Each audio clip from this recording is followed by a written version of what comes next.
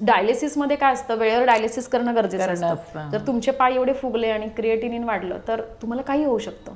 तर ती 2-3 दिवस ते खेडेगावात पूर्ण विहिरीवर पाणी भरणं, आपल्याला एवढा त्रास आहे आणि ह्या सिच्युएशनमध्ये तू असं का केलंस. मुलीला घेऊन गेली ती आणि कधीही सासूला घेऊन जात नाही.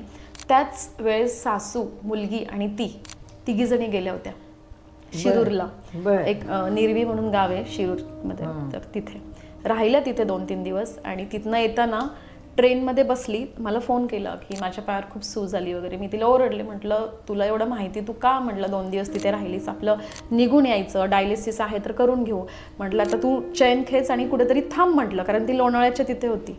आणि ती अंबरनाथपर्यंत आली आणि ऑन द स्पॉट ट्रेनमध्येच गेली. ती गेलीच होय ती. गेली. क्रिएटिनिन 12 झालं होतं. मग आता तुला सख्ख कोणी नाही, फक्त आई. फक्त आई आहे.